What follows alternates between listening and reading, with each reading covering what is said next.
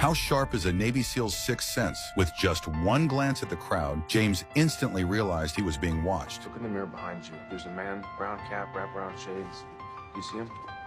No. Before the female reporter could react, he grabbed her hand and quickly left the restaurant. But the moment they got back in the car and started the engine, a black sedan pulled out right behind them. In that critical moment, James struck fast.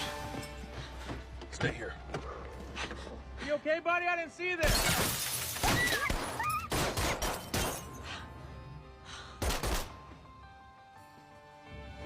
Took down the assassin tailing him and searched the body. All he found was an empty wallet. No ID, no clue, nothing. Then he spotted something on the passenger seat, a dossier. James took it back to the car and handed it to the reporter.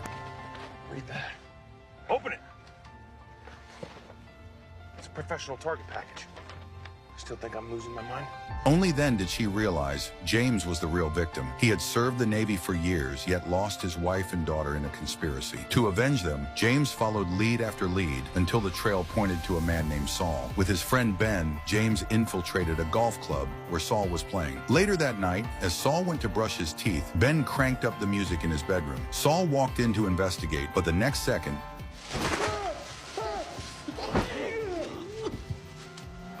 a plastic bag slammed over his head, and he passed out from suffocation. When he came to, he was tied to a chair, terrified, and even vomited from shock. James calmly pulled the bag away.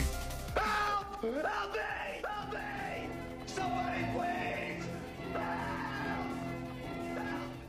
But left the blaring music on. Only after Saul screamed himself hoarse did he finally turn it off. Then James demanded to know the mastermind. Cornered by fear, Steve. Warren. Saul confessed, Steve, the head of Titan Industries. He didn't know the full plan, but men like Steve, billionaires with endless connections, could move the world from the shadows. The tragedy in Syria 2 weeks ago, James was convinced Steve was behind it. Saul added that Project RD 4895.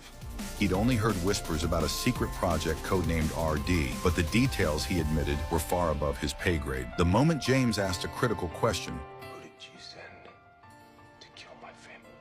Saul realized he wasn't going to walk away alive. Panicked, he revealed more. A lawyer named Marcus, just outside the city, was the one who brought in 2 Mexican hitmen. They were the ones who killed James's wife and daughter on his way to the hospital. Hearing it all, James didn't rage, didn't shout. He simply pulled out a syringe.